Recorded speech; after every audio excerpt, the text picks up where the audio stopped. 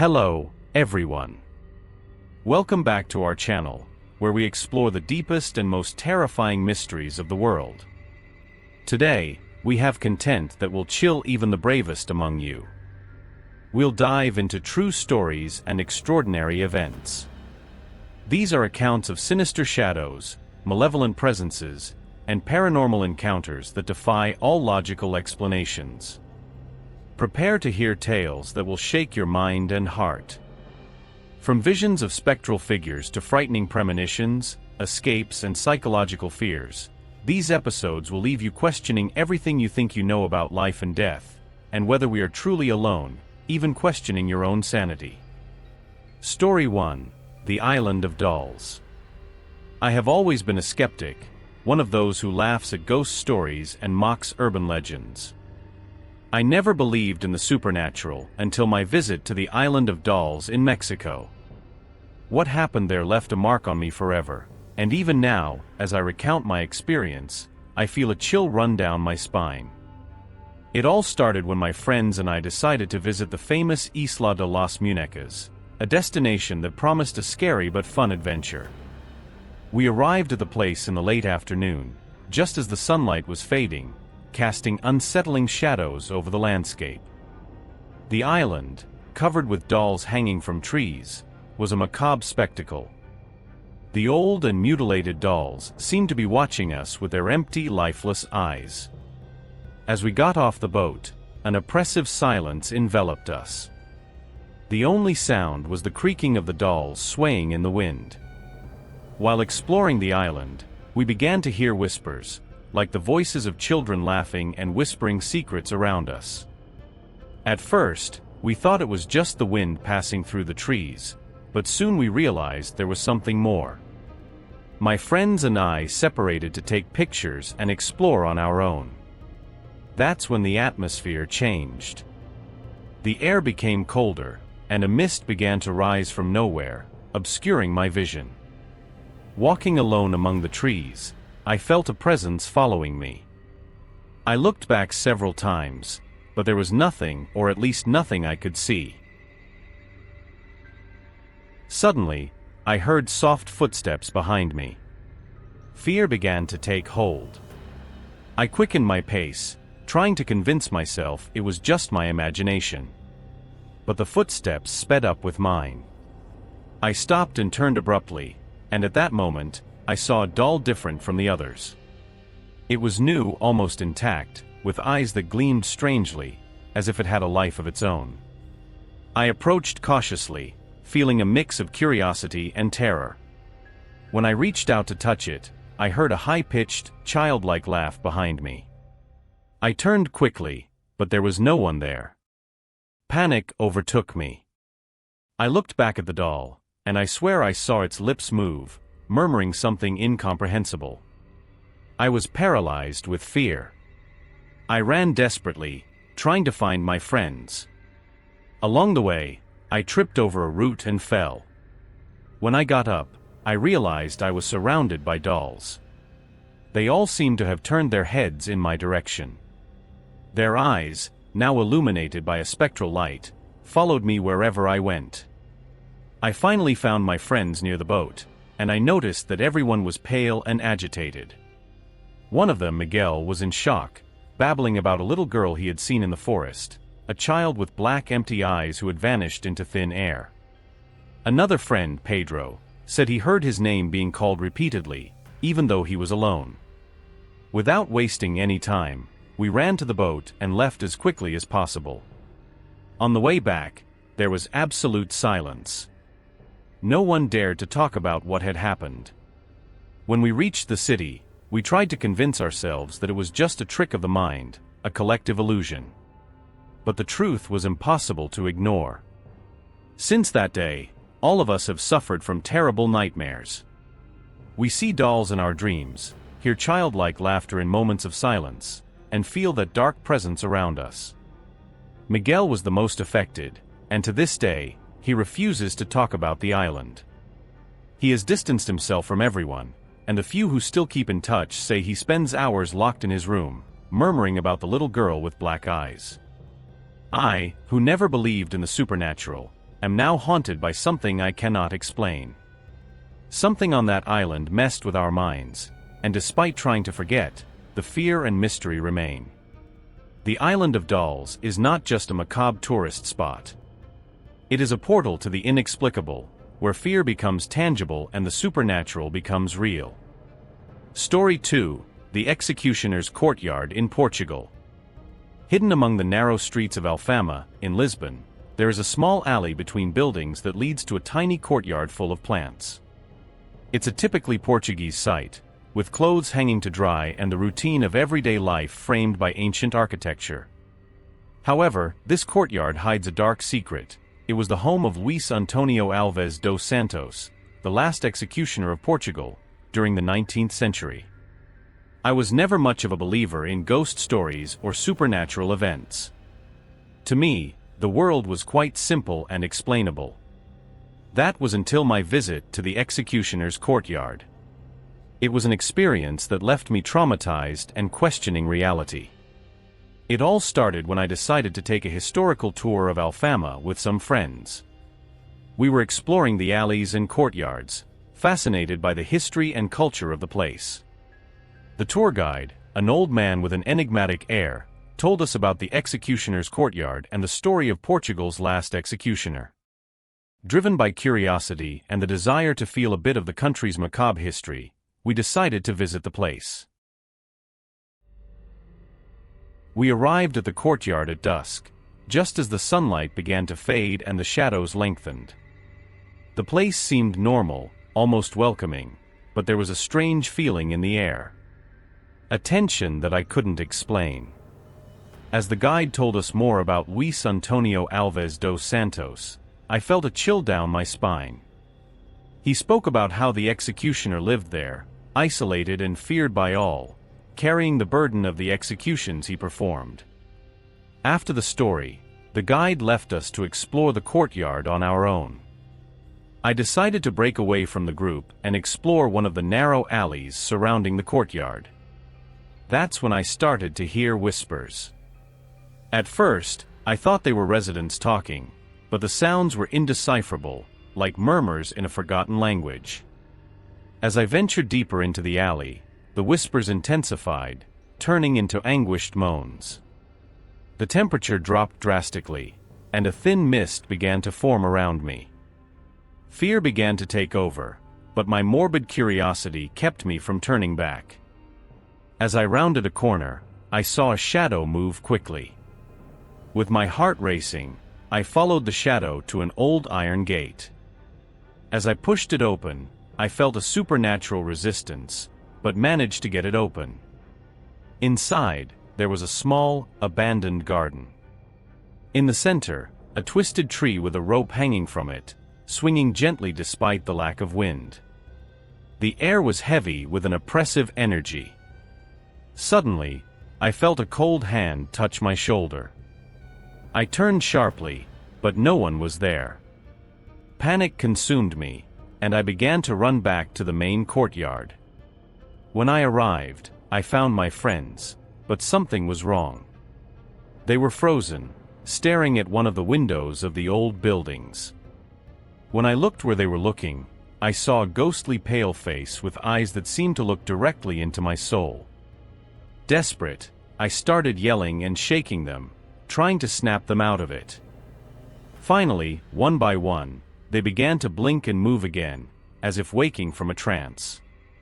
We told the guide what we had seen, but he just smiled enigmatically and told us to leave the courtyard immediately.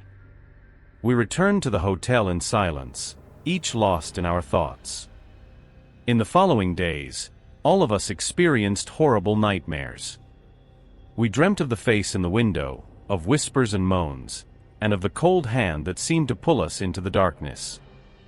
Miguel, one of my friends, began seeing the executioner's face reflected in mirrors and windows, wherever he went. He became reclusive and paranoid, convinced that something was following him. To this day, I can't explain what happened in that courtyard. The fear and the feeling of being watched never completely left me. Now, as I tell this story, I feel something is here, listening intently. The executioner's courtyard is a place where the past still lives, where the shadows of what was done there continue to haunt. It's not just a tourist attraction, it's a portal to the inexplicable, where terror becomes real and the supernatural manifests in ways the human mind cannot comprehend. If you ever decide to visit Alfama, think twice before entering the executioner's courtyard. Some stories are not just legends, and some doors should never be opened. Story 3: The Midnight Ride. It was a dark and cold night, and Sophia, a young waitress, was exhausted after her first day at a new restaurant. All she wanted was to get home to see her son, who had stayed with the babysitter. The city was deserted, and the poorly lit streets made the walk to the bus stop frightening. When a young man she had met at work, Lucas, offered her a ride, she accepted without hesitation, grateful for the kindness and the chance to get home faster. Lucas seemed friendly and trustworthy during their shift. He was new in town, or at least that's what he had said. Sophia, tired and in a hurry, got into his car without a second thought. As they drove, the conversation flowed naturally, but soon the tone changed. Lucas started asking personal questions, increasingly intrusive. Sophia felt a growing unease but tried to ignore it, attributing it to her own paranoia. As they progressed, Sophia noticed Lucas was taking a different route. He claimed to know a shortcut, but something about his smile made Sophia uneasy. The road became more isolated, surrounded by tall trees and shadows that danced to the rhythm of the headlights. Sophia's unease turned to fear when Lucas began talking about strange things, mentioning stories about the area, of people disappearing and an ancient curse. Sophia tried to disguise her growing panic, suggesting they return to the main route. Lucas just laughed, his eyes taking on a sinister gleam. When he looked directly at her, Sophia saw something that made her blood run cold. Lucas' eyes were red, glowing with a supernatural intensity. Psychological terror took hold of her, each heartbeat echoing in her ears like a drum. She realized she needed to escape. She tried to stay calm and thought of an excuse to make him stop the car. She said she urgently needed to use the bathroom, a necessity that couldn't wait. Lucas hesitated but then stopped the car by a narrow, dark trail. Sophia quickly got out, her hands trembling. She looked around desperately for an escape route.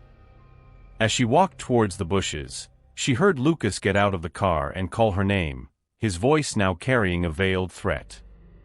Sophia ran without looking back, her steps echoing in the night silence. She entered the forest, the branches scratching her skin, her heart beating wildly. The whispers in the wind began to sound like voices. Every shadow seemed to come to life, moving in the darkness. Red eyes peered at her from all sides, not just Lucas, but many countless. She ran, stumbling, falling, and getting up, feeling a malevolent presence closing in. Suddenly, a figure appeared on the trail ahead. It wasn't Lucas, but a pale, ethereal woman, floating a few inches off the ground. The woman extended her hand to Sophia, whispering ancient words in an unknown language. The woman's eyes glowed red, and Sophia felt an irresistible force pulling her. Desperate, Sophia dodged the figure and kept running. Panic drove her, and she finally found a paved road. A car was approaching, and she waved frantically, nearly collapsing from exhaustion. The driver stopped, an elderly man with a concerned look. He helped Sophia into the car, and she told him, between sobs, what had happened. The old man said nothing but looked at her with an expression that mixed pity and knowledge. When they finally reached a safe place, he left her at the police station.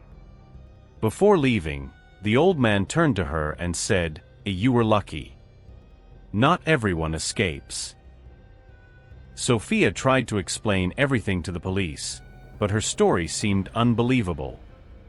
Lucas and his car were never found, and the road where everything happened seemed to have disappeared. Sophia returned home, but the experience left her scarred forever. Every night, she still sees those red eyes when she closes hers, and the whispers in the wind never left her. The mystery of the curse remains, a shadow that follows her. Who was Lucas really? And who was the woman in the forest? The answers are lost in the night, leaving an echo of terror that will never be fully silenced. Story 4: The Summer House. It was a perfect day for a trip. 6 young couples decided to hit the road in search of relaxation at one of their summer houses, located in a small and charming town. The town was beautiful, with its historic houses and cobblestone streets, but the property was far from the center, nestled among huge, mysterious trees. Arriving at the property, they were greeted by a stunning sight: an old mansion surrounded by well-kept gardens and a dense forest in the background. However, there was something sinister in the air. The trees, with their twisted branches, seemed to whisper ancient secrets. The house staff, all with worried expressions, made it clear they would serve meals only until 7 p.m. and would then retire. Any requests after that time would not be attended to. The young people found this rule strange, but they were there to have fun and didn't worry much about the details. On the first day, they enjoyed the sun, the pool, and each other's company. As night fell, a sense of unease began to take hold. The staff disappeared to their quarters, leaving the young people alone in the big house. That night, while laughing and playing cards in the living room, they started hearing strange noises coming from the forest. Branches breaking, distant whispers, and a cold breeze that seemed to penetrate to the bone. Julia, one of the young people, suggested it was just their imaginations, but she couldn't convince everyone. Later, when they went to bed, something even more disturbing happened. Marcos, one of the young men, woke up in the middle of the night, feeling a presence in the room. When he opened his eyes, he saw a female figure standing at the foot of the bed. She was dressed in old-fashioned clothes, her pale face and empty eyes fixed on him. Before he could scream, the figure disappeared, leaving the room cold as ice. The next morning, Marcos told what he had seen, but the others tried to calm him, saying it was just a dream. However, as the days passed, the supernatural activities increased. Objects moved on their own, doors slammed violently for no reason, and whispers filled the air. One night, while everyone was in the living room, chatting away, the TV turned on by itself, displaying static. A female voice began to emerge from the static, whispering unintelligible words. Then the image of a woman appeared on the screen, her red glowing eyes staring at them. Everyone froze in fear. Pedro, the owner of the house, tried to turn off the TV, but nothing worked. The voice on the screen grew louder, shouting words in an unknown language. Suddenly, all the lights in the house went out, plunging them into darkness. Panic ensued, and in the confusion, they heard heavy footsteps coming from the upper floor. When they went up to investigate, they found Clara, Pedro's girlfriend, standing in the middle of the hallway, her eyes red like the woman on the screen. She started speaking in a voice that was not hers, describing ancient rituals and sacrifices performed on the property centuries ago. She said the spirits of the dead never left and were trapped there by black magic. Suddenly, Clara collapsed, unconscious.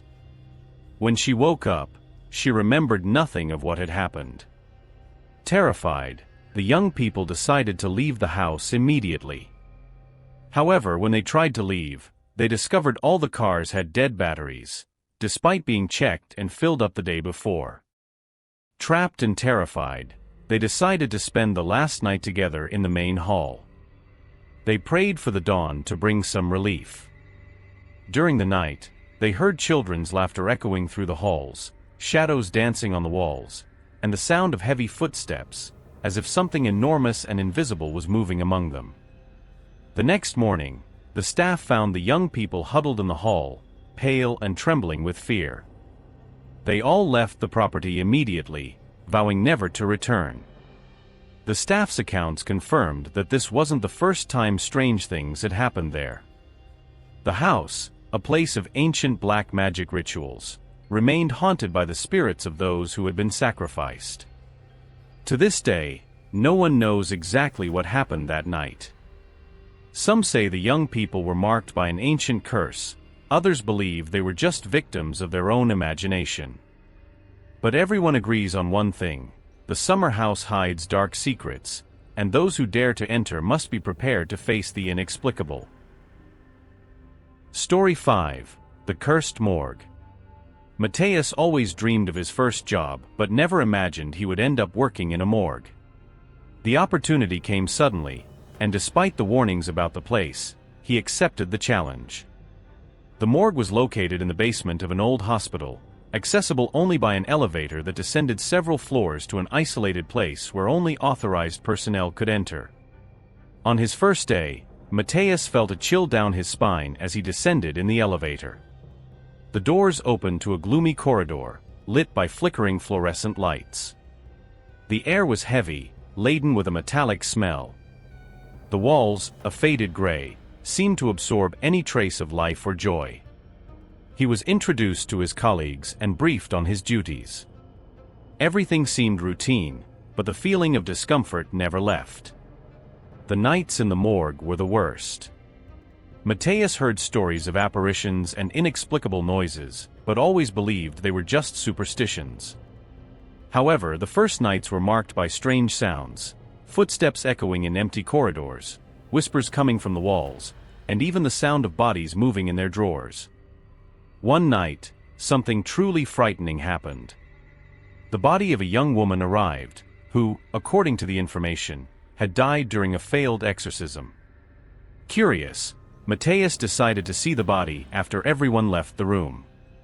When he opened the refrigerated drawer, he felt a deep shiver. The young woman's body was covered in burns, her face contorted in extreme pain, and in her hand was a strange symbol, as if branded by fire.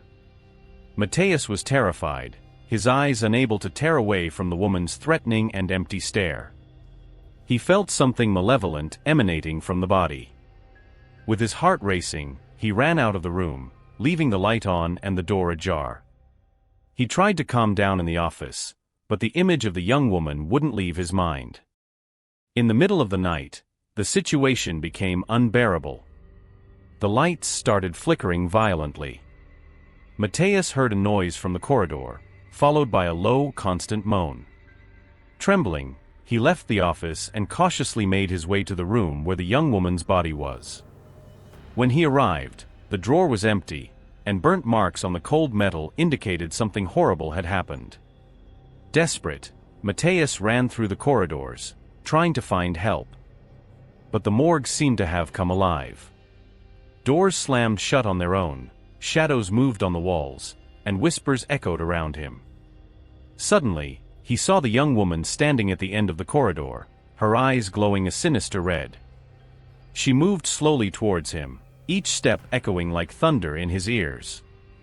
Not knowing what to do, Mateus locked himself in an autopsy room, trying to find a way out.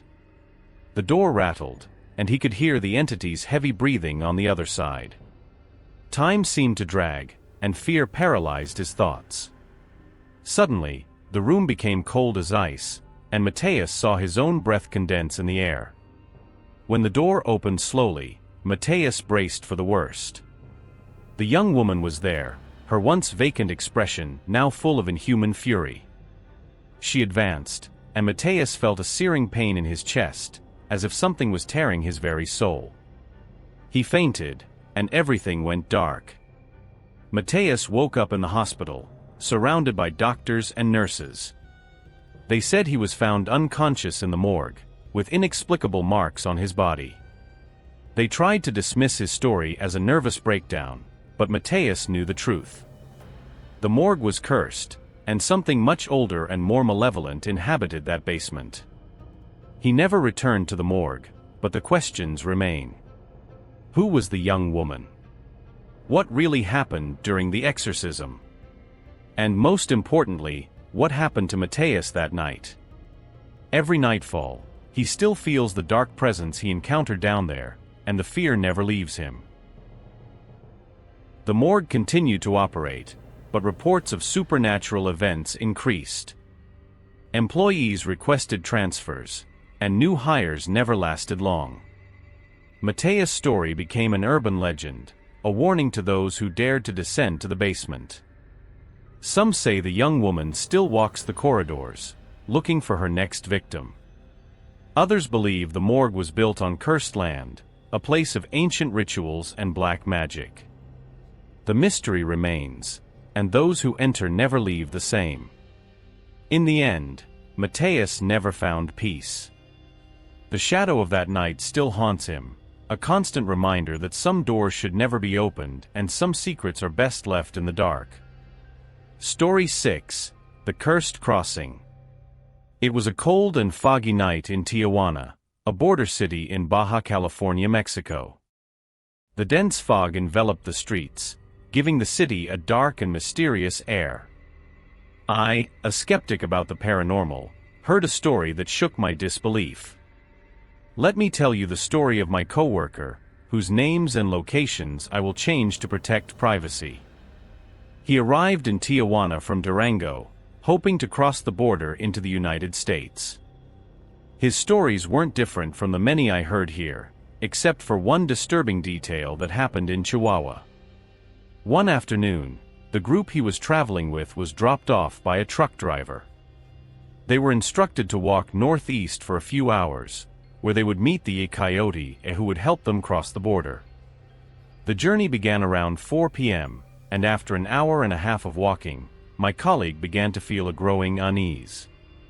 They were entering a mountainous area, a desolate and cold place, especially in the fall. About an hour later, there was still no sign of any camp or human being. My colleague and another traveler decided to turn back, while the rest of the group continued. As they retraced their steps, the cold became unbearable, and in the distance, they saw a faint light coming from a hill. Believing it was the coyote, they hurried, but found only a cave.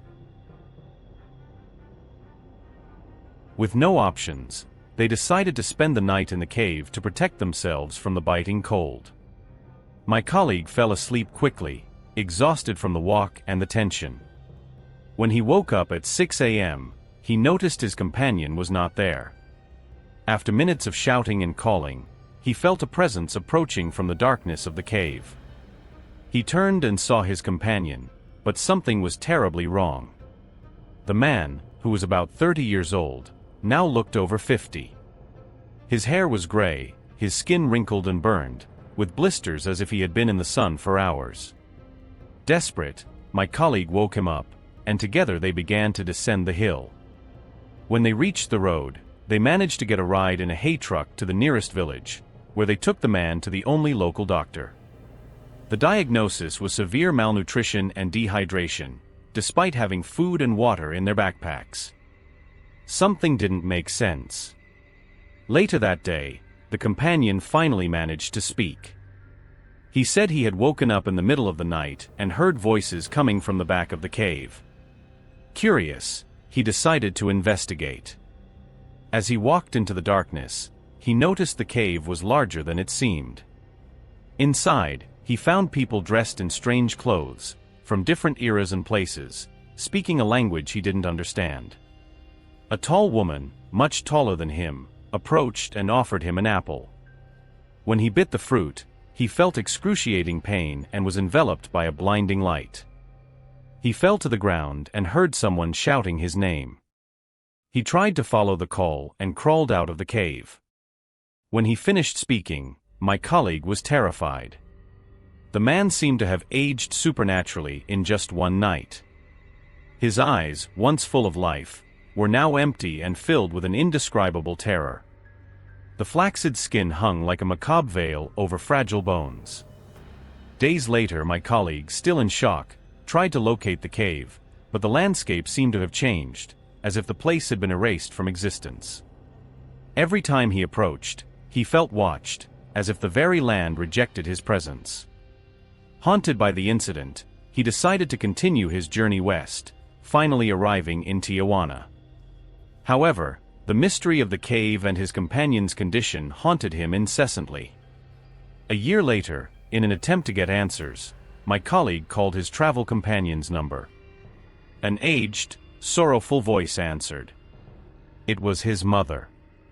She said her son had passed away, never fully recovering.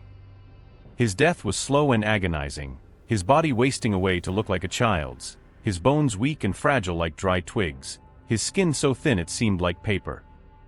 The mother, with a trembling voice, said her son spoke of dark creatures calling him in the darkness, of voices whispering ancient and forbidden secrets, until his last breath. The disturbing account made my blood run cold. Something in my colleague's words conveyed an undeniable truth, an echo of the inexplicable, a terror that couldn't be easily dismissed. It became clear to me that there are forces beyond our understanding, mysteries between heaven and earth that we will never fully understand. And as I finished hearing this story, a supernatural chill took hold of me, as if something or someone was listening intently, smiling in the darkness. Thank you for joining us on this journey. May love and faith always guide your steps, even in the darkest moments.